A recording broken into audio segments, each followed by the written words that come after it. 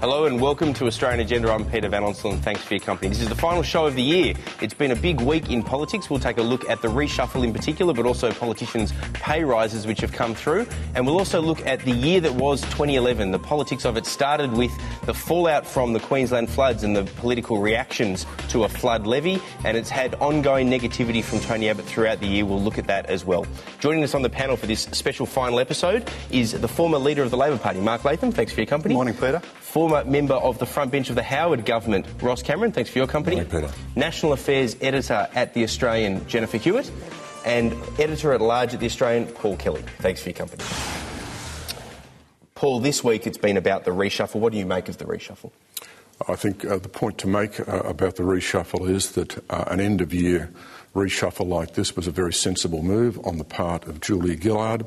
And the heart of the reshuffle, the promotion of Bill Shorten and Greg Combet, was also a logical step. Shorten and Combet are the next generational future for the Labor Party in terms of leadership contenders. But this is the reshuffle that went wrong. The reshuffle was badly organised and heavily leaked. Gillard has almost certainly made an enemy out of prominent left-winger Kim Carr, who was demoted. Her lack of authority was exposed when she was unable to remove Robert McClelland from the cabinet. And most extraordinary of all, we saw Kevin Rudd openly supporting Kim Carr and defying the decisions taken by the Prime Minister. The year finishes with the leadership issue between Gillard and Rudd extremely prominent, and that is a bad omen for the Prime Minister heading into 2012. We're going to spend a fair bit of time today looking back at 2011, but what about looking forward at 2012, particularly in the economic space, given some of the dark clouds over Europe? I think 2012 will be a much tougher year for Australia and for the world than was 2011. Australia will be hostage to events. We'll spend 2012 adjusting to the European recession, to the growth slowdown in the rich world, and to the European sovereign debt crisis, which remains unresolved. We face the prospect of a threat to the European banks, which will lead to a shortage of global capital overall. That will have an adverse impact in this country on corporates, on households and on asset values. For a weakened Labor government, it almost certainly faces, in economic terms, its most challenging period since the 2008 global financial crisis. Paul Kelly, thanks very much for that analysis. Before we come back for the panel's reaction to the week that was and looking at the year that was, let's take a look at some of the scenes from this week in wake of Julia Gillard's reshuffle of the front bench. I thought we should pump up the team, and I've done that. This is the strongest possible team, and I've put it together. It's pretty clear that this was a reshuffle from weakness. This reshuffle was about the Prime Minister buying the loyalty of the faceless men who put her into office and who were thinking of going over to Kevin Rudd. I am absolutely stoked that our Prime Minister has given me this privilege. I'm looking forward to serving the government and Australian people. Australia is a country which allows women to fulfil their potential. We've got so much more to do to meet the challenges of the future. That's what this reshuffle will be all about. Sovereign risk. But if a tax goes down, that's fantastic, excuse me. That is fantastic. The complete hypocrisy. It's not always about the reshuffle. There's also a few invectives thrown in. Mark Latham, let's look at the reshuffle specifically. Is this going to help or hinder Julia Gillard, do you think? I think the way it's played in the media this week is obviously a hindrance, and at the heart of the reshuffle is a burning contradiction that Kevin Rudd, who sabotaged Gillard's election campaign last year, stays in the cabinet in the senior posting as Foreign Minister. Kim Carr, who helped Gillard in 2010 get the numbers to become Prime Minister, goes out. So you can Kim see Carr's how now working for Kevin Rudd in terms of numbers. It still looks like Rudd has got away with blue murder and stays in the cabinet, and someone who it is said has caused a few problems this year goes out. Well, if you're going to punish people for doing the wrong thing, your number one candidate, the bloke sitting in the spotlight, is Kevin Rudd. So it doesn't really resolve that problem of destabilisation within the government. And I'm sure to Kim Carr and his supporters it looks like it's a really rough deal that if your sin is you're supporting Kevin Rudd, and we all know Rudd himself is the greatest destabiliser, how does he stay in the cabinet? Well, that's a good point, isn't it, everyone? I mean, but can she get away with doing anything about Kevin Rudd directly? I mean, I guess getting rid of Kim Carr sends a message, but getting rid of Kevin Rudd could send too strong a message. Well, they're paying the price for a deal in the last election campaign. There's little doubt that John Faulkner has brokered a deal that if Rudd stopped the leaking, he could become the Foreign Minister, but it's given Rudd a blank sheet, a free run to do whatever he likes, and he's now an untouchable commodity inside the government. So that deal in the 2010 election campaign has institutionalised the destabilisation of the subsequent Gillard government, especially in the context of a hung parliament. So it's a long-running problem, and it's probably going to plague them until the next election. Well, I think it will plague them until the next election because, she can't move against Kevin Rudd for all sorts of reasons. Although it's very possible, I think, that Kevin Rudd will move against her next year. But this is just, I think, if you look at the broader picture, I mean, many people wouldn't know who Kim Carr was or the details of who got what in the reshuffle. All they see is more fighting, more arguments, and that kind of very slight window of opportunity that we saw opening a little bit in November for Julia Gillard to kind of pretend everything was under control has now slammed shut again. And so she actually ends the year, I think, if anything, in a worse position than one which she started, which is pretty spectacular.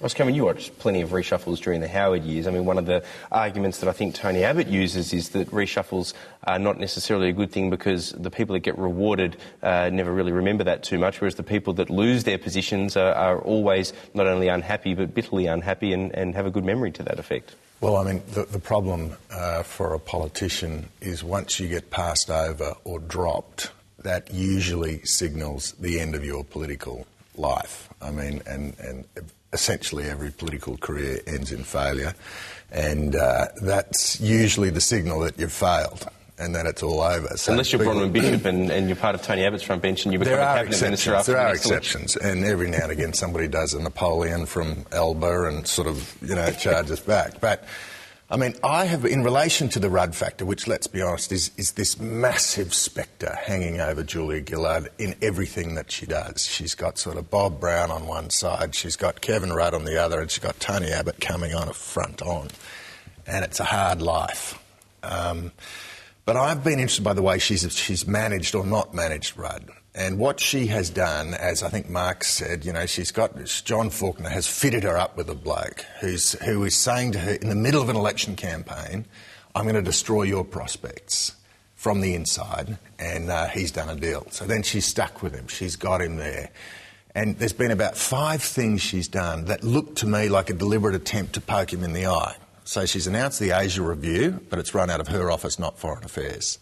She's then absolutely humiliated him, for example, on uranium to India. Didn't even tell him about the decision. He learned about it in the newspapers. Well, you can't tell him because then it leaks straight to the newspapers. What? Telling Rudd is like telling the newspapers. OK, fair enough. But then why airbrush him out of your speech to Labor Party conference? There's an opportunity. She can't stand him, that's why. Well, I mean, so then, if that's the case, all right, if the personal enmity is so intense that she can't exercise basic professional courtesies, well, obviously she's going to have a lion with a sore tooth in cabinet looking to sink his fangs in at every opportunity.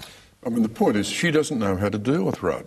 I mean, she's got no strategy whatsoever for dealing with Rudd. The performance at National Conference was extraordinary. They simply provoked Rudd. I mean, this was a mindless exercise. And Gillard's problem is that while she's sitting on a primary vote of 29, 30 or 31%, her position is untenable. She's got to lift the Labor primary vote. But the leadership issue is now so prominent that it's become a factor keeping that primary vote down. So you've got this vicious circle that Gillard's trapped in, and I don't think she's got any sort of solution to this. We're going to come back to Kevin Rudd, the leadership tensions and also the reaction of Tony Abbott to it, but let's go back to the beginning of 2011. It's easy to forget how much has happened politically. It started with disasters in Queensland and, of course, the debate, I guess, over the political response to that. Let's take a look.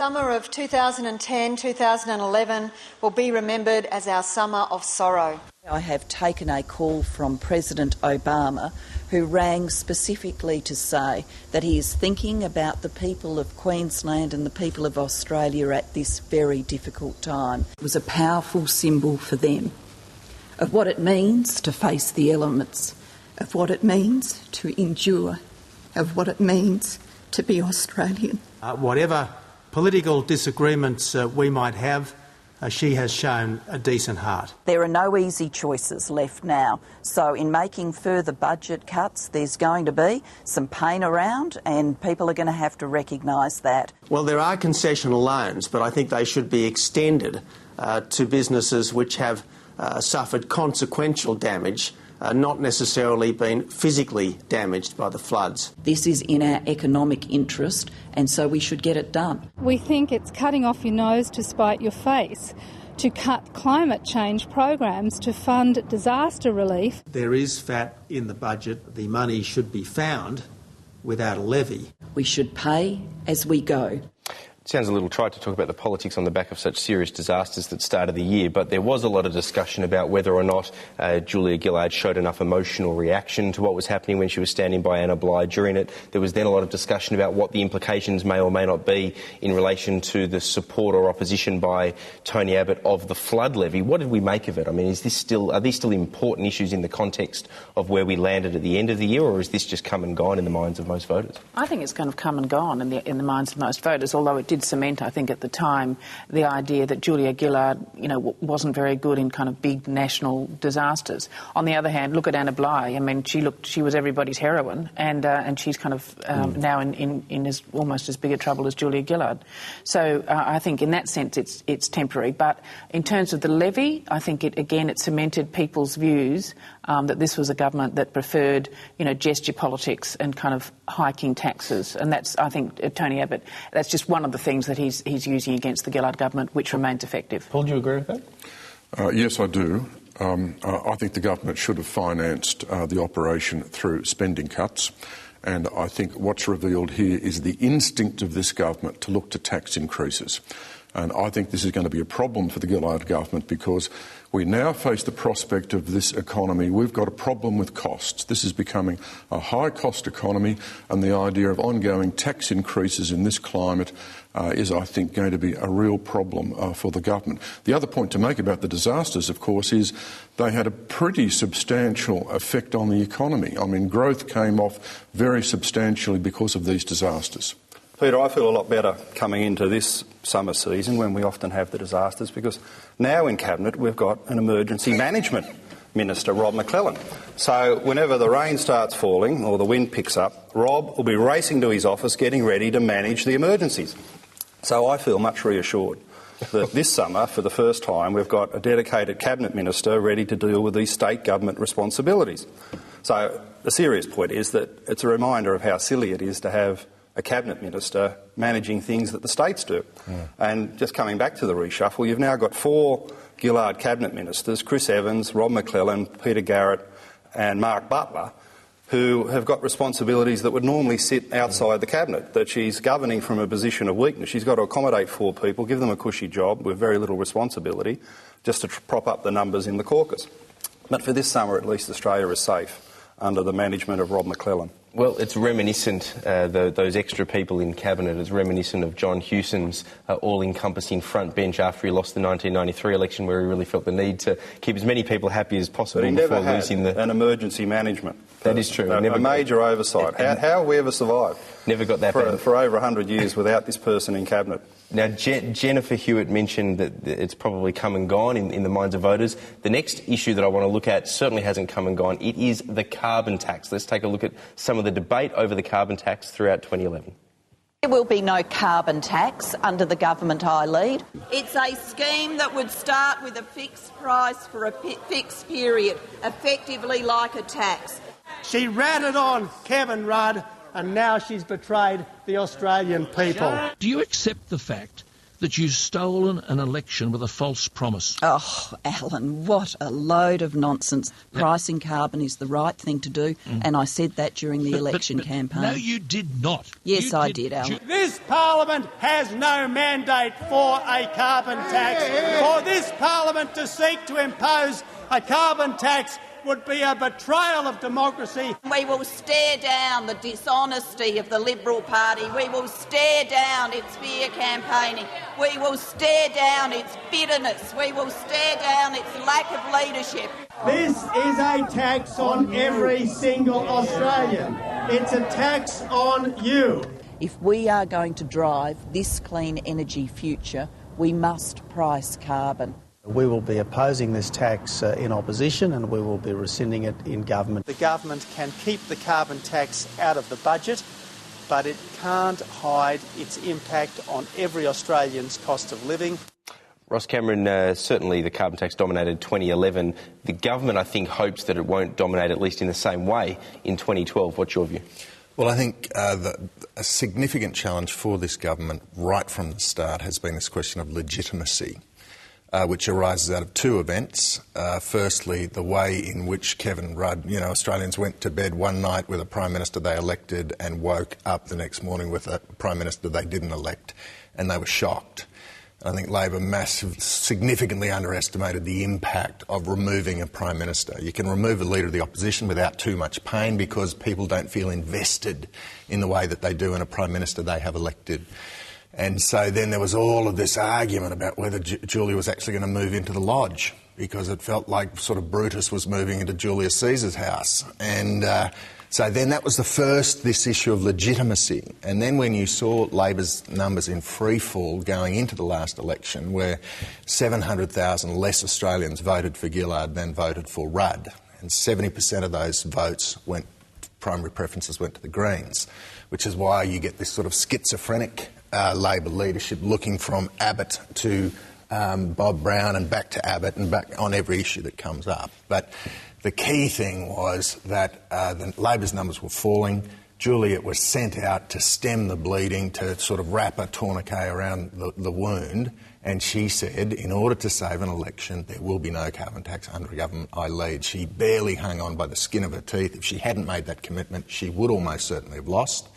And so there was a genuine rage in the opposition that she had sort of given this barefaced lie to win the election. Well, Paul Kelly, she originally made that commitment in an interview with you, didn't she? Just a few days before, not on camera as she repeated it, which we saw in that package, but she made it in a sit-down interview for the Australian newspaper.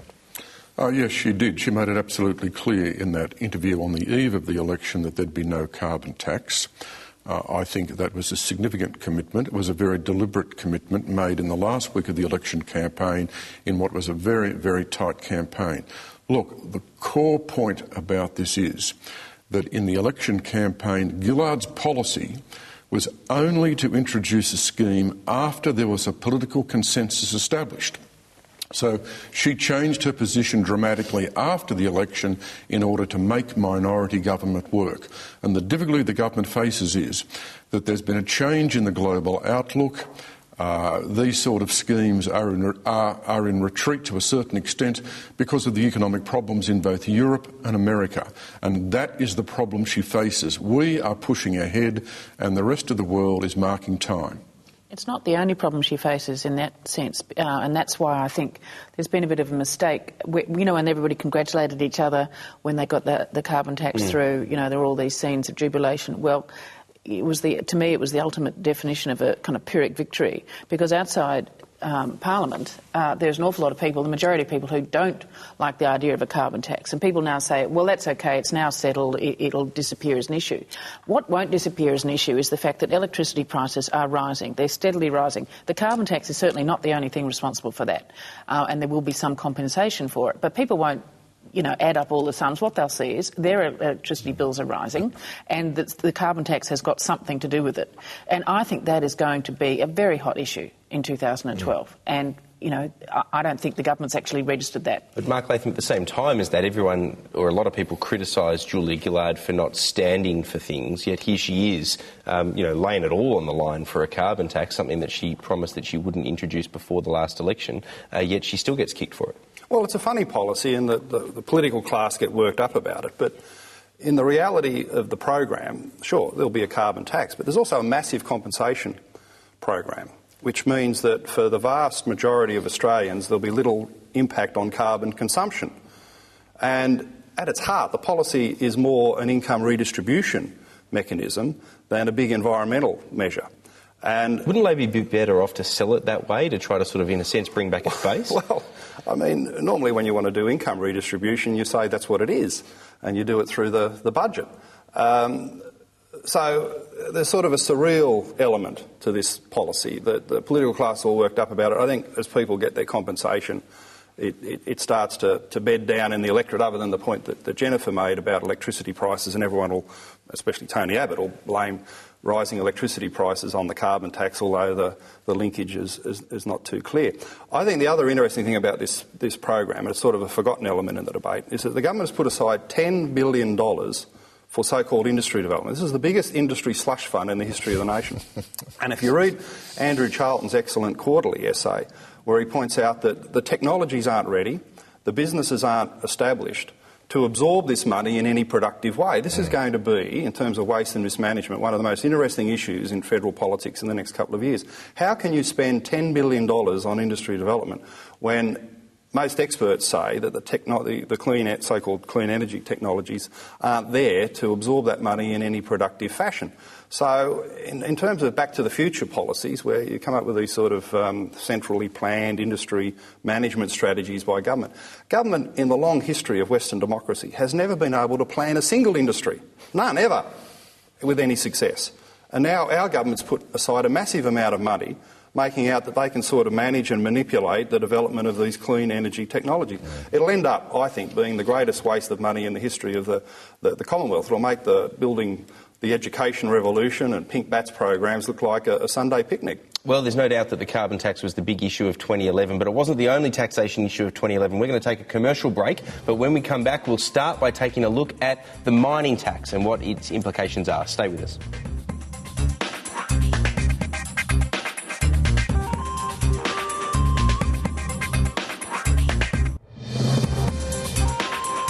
Welcome back. You're watching Australian Agenda, where I'm joined by Mark Latham, Ross Cameron, Jennifer Hewett and Paul Kelly. We were talking about the carbon tax before the break, but the other tax is the mining tax that's in place. It's something that the government is certainly proud of. Let's take a look at some of the commentary. Is about sharing the benefits of the boom in the interests of working Australians. Bob Brown wanted a dirty deal in the dead of night on the mining tax. I've knocked the brick wall down. This is going through. This is done. Full stop. The support of the Greens was bought by a secret deal that was not in the possession of the other members of Parliament.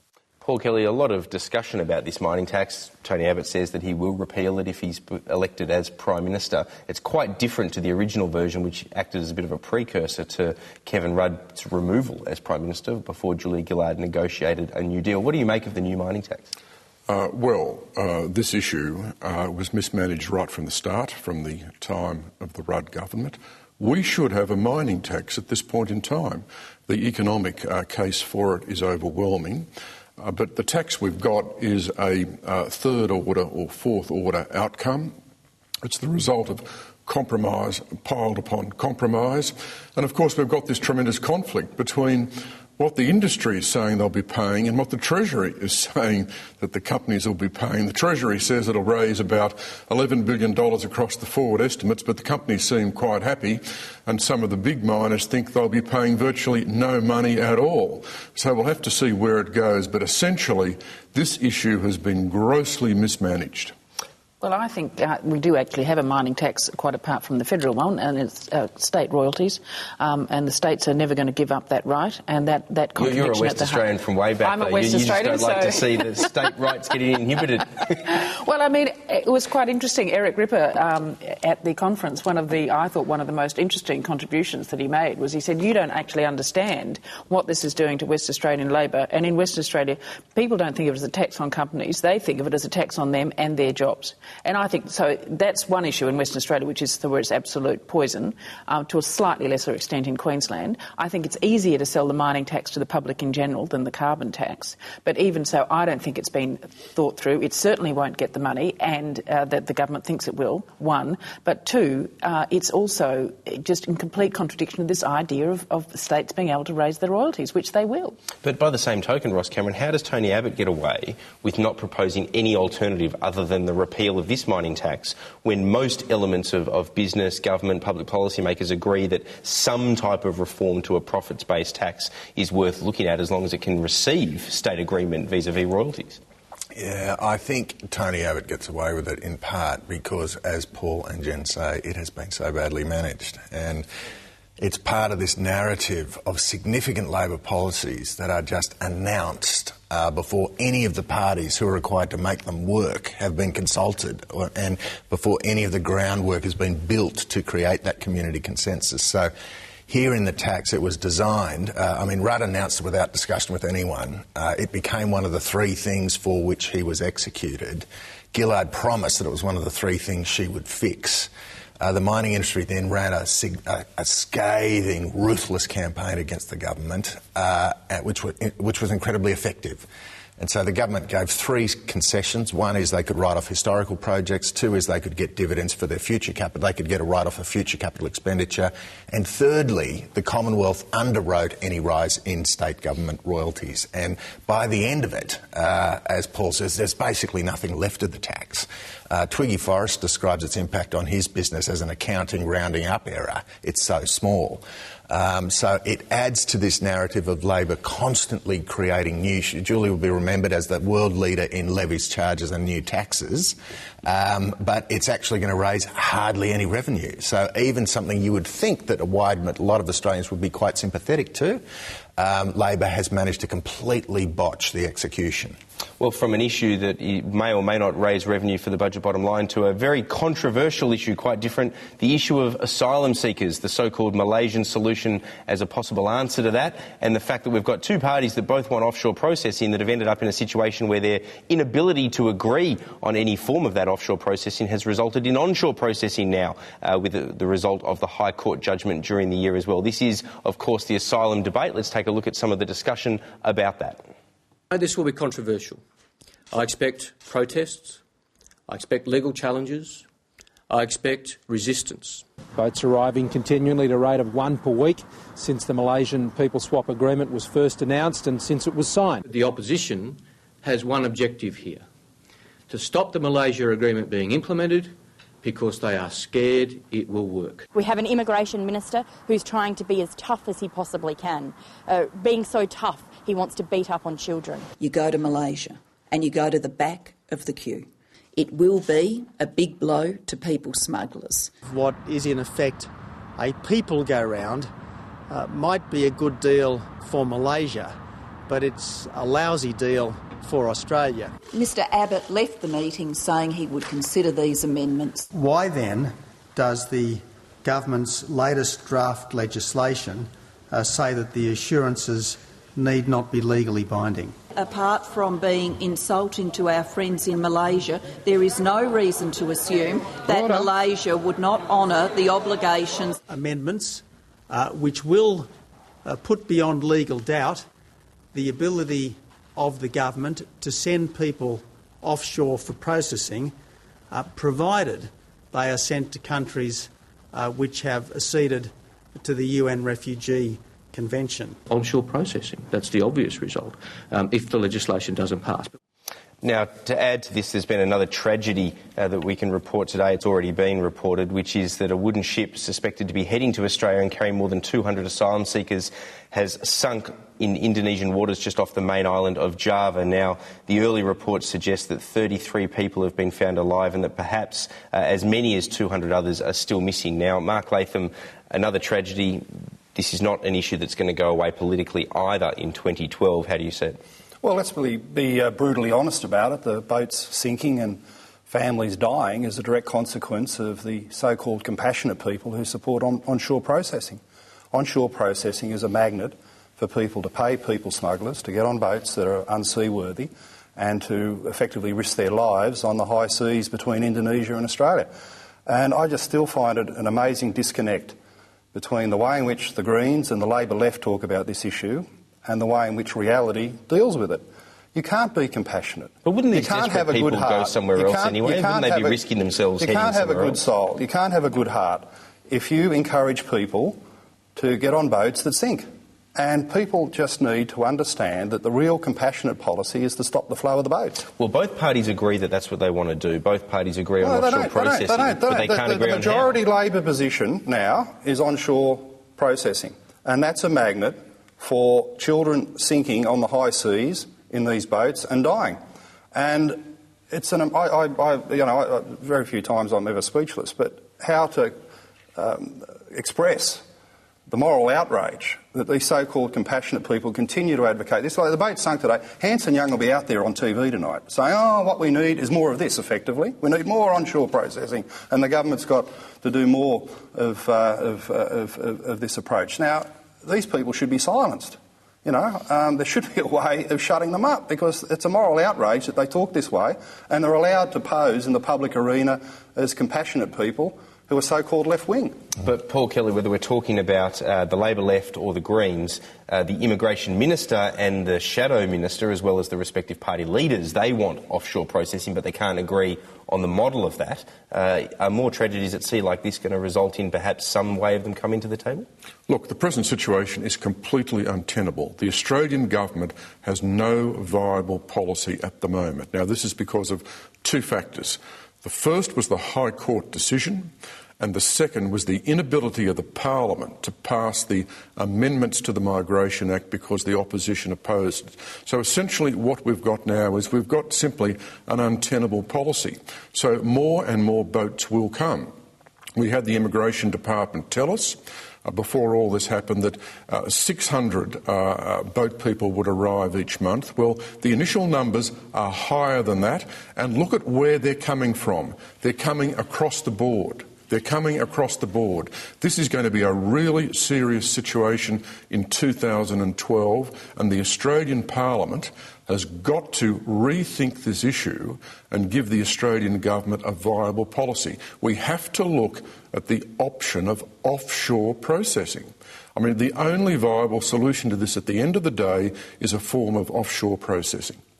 Well, everyone says it's untenable, but actually finding a way out of it is not very easy at all. I mean, I think the opposition lost their kind of credibility on this, but when they decided to just fight the government and refuse to, go along with the Malaysian solution, and similarly the government lost their credibility when they refused to even consider Nauru. So I do think people are just incredibly frustrated about this. Do you think that people, the public that is, are frustrated at both sides, or do you think that this is just an out-and-out loser for the government because of the history of where public opinion sits on better managers of this issue? Look, I think they're frustrated at both sides, but in terms of overall, in the end, it's the government.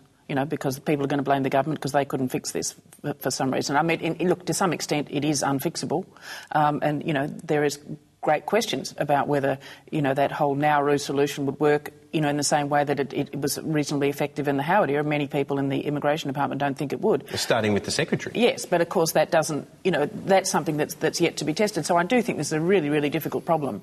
But having had a difficult problem, both sides of politics, but particularly, again, the government, because they're the ones that are responsible, have managed to really muck this up so badly. Ross Cameron? Well, look, we know that, Mark is absolutely right about this, that we know in the last 6 years of the Howard era there were 300 arrivals under a tough, realistic policy, 300 arrivals in 6 years. Since Kevin Rudd and Julia Gillard have taken the helm, we've had 14,000 arrivals. We've had, up until today, at least 200 people have perished at sea. It looks like we may be doubling that number in one day. And the idea that this is not based on pull factors is the greatest deliberate fantasy. It is a lie and it's a disgrace. And Tony Abbott has offered Nauru from day one. He said, I'll support you on Nauru because it'll be run to Australian standards. But what about the fact that the Secretary of the Immigration Department doesn't think that would work again? We can agree that offshore processing seems to be what the major parties should be heading towards. That seems to be the consensus. I might have a few disagreements, but we won't go into that. You're outnumbered today. I'm definitely outnumbered today. We won't go there. But nonetheless, the Secretary of the Department doesn't agree with Nauru, and is that just because he's basically got to do government bidding? Well, look, it was the same secretary of the same department who proposed the architecture of the Malaysian solution, which was comprehensively destroyed by not by Tony Abbott, by the High Court of Australia. Said it's illegal. And so Tony at least was offering a solution under which we knew we could fulfil our international obligations. We weren't going to be releasing women and children into an environment of real danger. So it's not true to say Tony has just been, Abbott has just been completely negative. He said, I will support you 100% on Nauru, and the only thing stopping that has been the absolute bloody-minded stubbornness of the Prime Minister.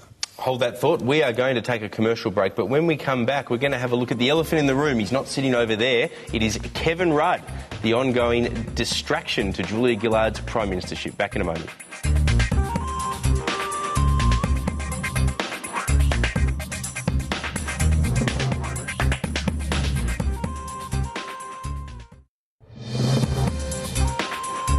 Prime Minister, are you at war with Kevin Rudd? Thanks very much, Alan. Do you think he leaked against you during the election campaign?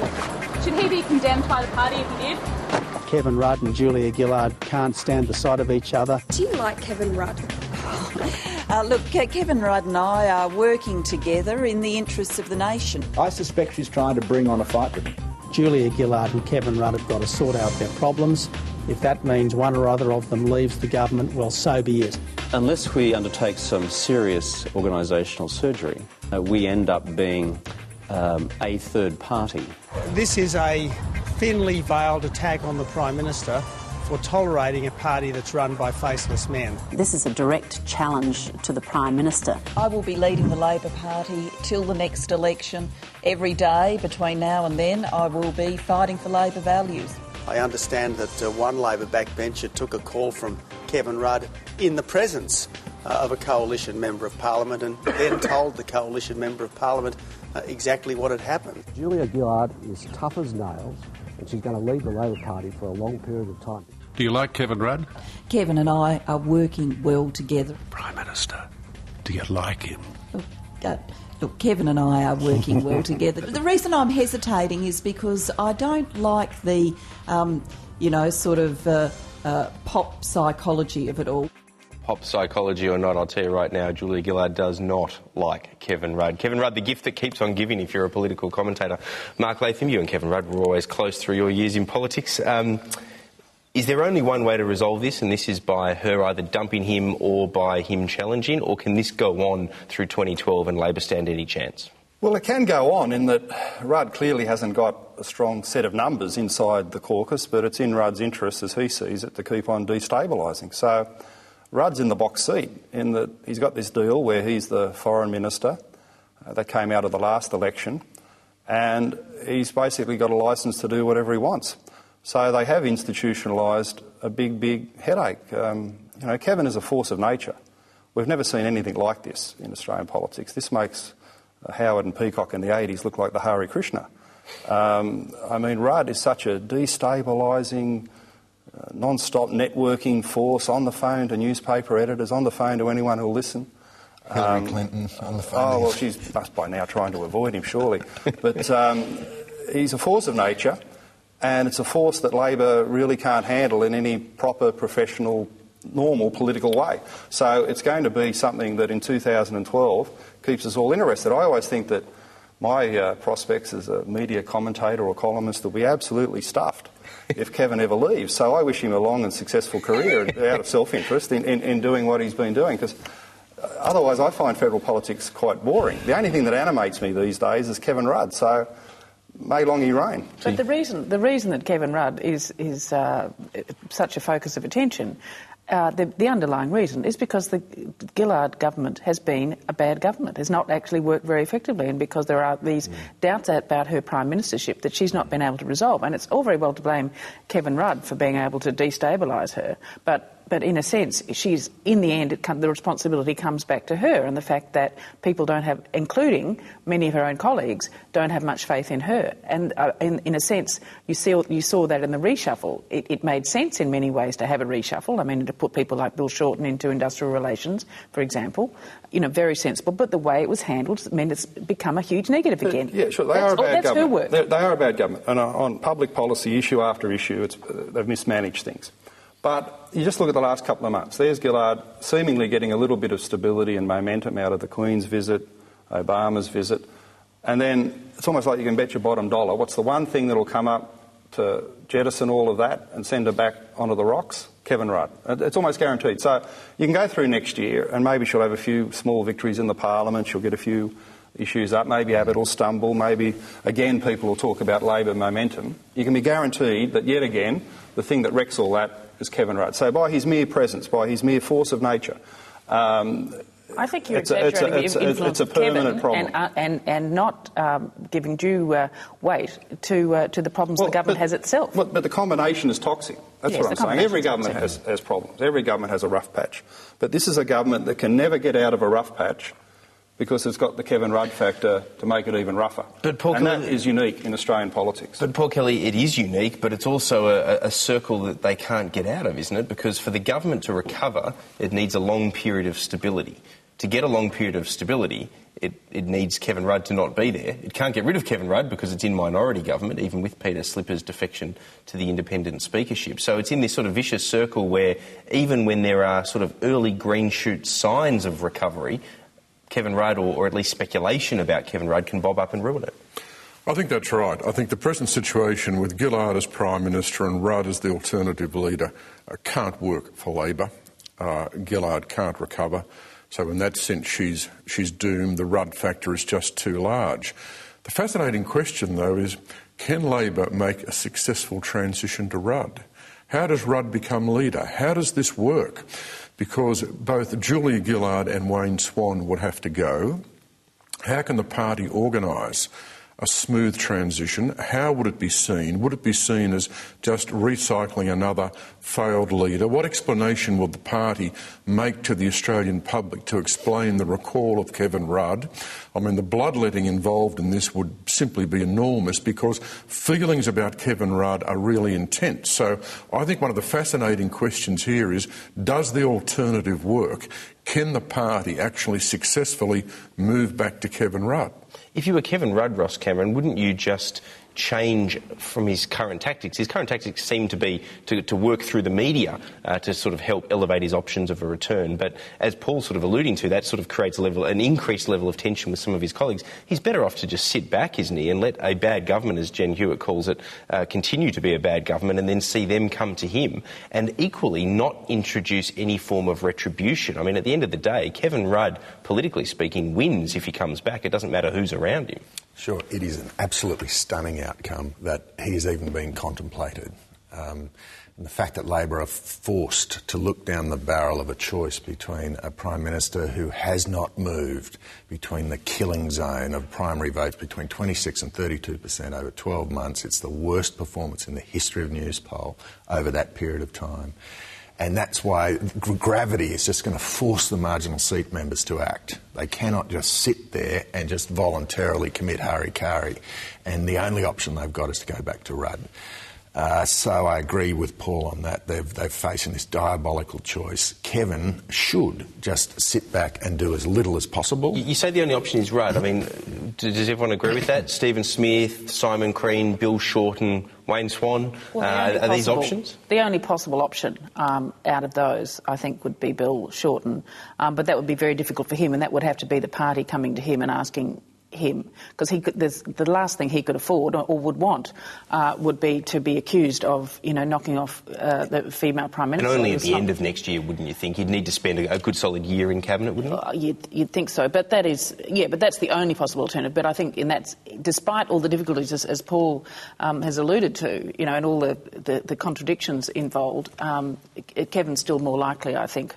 Paul's raised an important scenario, because Labor backbenchers must know that to put Rudd in is to force a series of by-elections. Let's not forget that Graham Perrott, the Labor backbencher from Queensland, has still got his threat to resign from the Parliament on the table, standing there uncontradicted, that if Rudd is the Prime Minister, he'll resign. And I'd imagine there'll be others who'll go. So the Rudd scenario as Prime Minister is a set of by-elections that would force a general election straight away. And Labor backbenchers don't want a general election, especially in the marginal seats, because they're out of Parliament. So the Rudd scenario, in terms of playing out for the future, is fraught with political difficulties that almost rule it out as a viable scenario for the Labor backbench. It's certainly fraught with difficulties, but I do think it's a lot different to threaten a by-election and to actually go ahead and resign. I think some will go, and I've always thought the only viable Rudd scenario is so close to the next election that it's like the, Hawke takes over from Hayden change in 1983, that it just happens so quickly. Labor gets some honeymoon boost and goes straight to a general election thinking that minimises the damage. So I've never thought that Rudd mid-term is a viable scenario.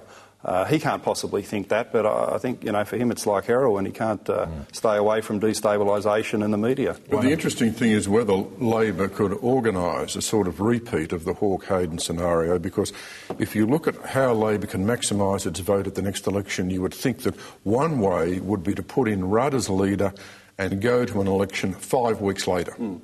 Something like that. But that, of course, is a very sophisticated exercise in politics to be able to make that work.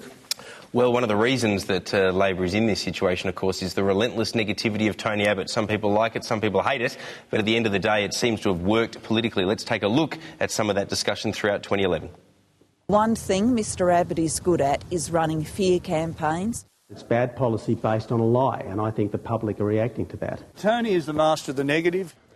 Only an election could make an honest politician of this Prime Minister. So far, Tony Abbott's been arguing for one election, and now I noticed this morning he's arguing for 2 elections. This is multiple election Tony. The only 2 certainties are that this Prime Minister tells fibs and that people will pay.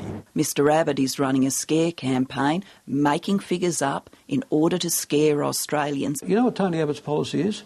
If you don't give me the job, I'll wreck the place. Tony's got to have the political judo chop.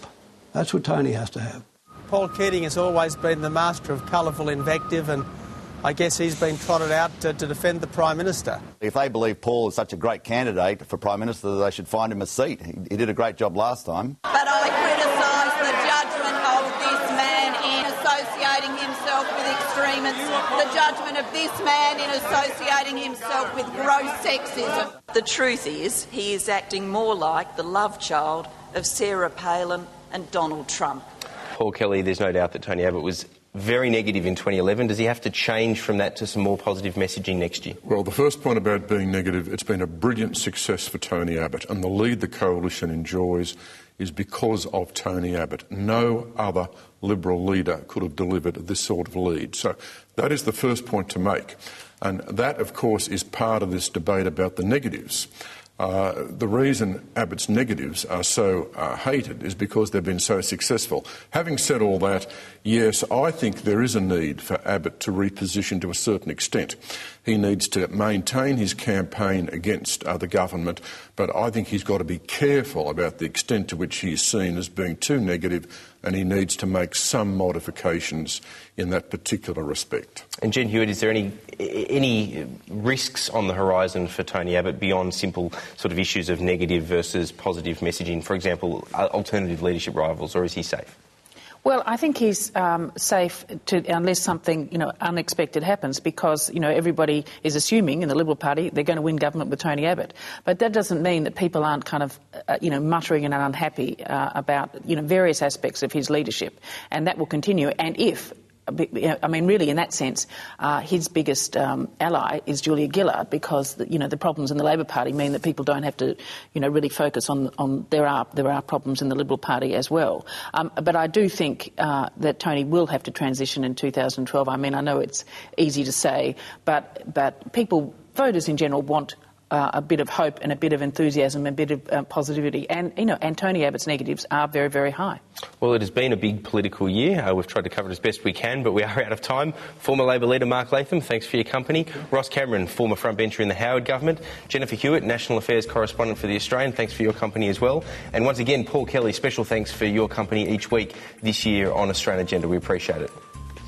Next year, we will be back on the 29th of January. Paul won't be joining us for the first few weeks. He's got another book that he's going to churn out, which he'll be busily working on, not only during that period, but more intensely during that period. We will be back on the 29th of January, however, to start 2012. We appreciate your company this year. See you then.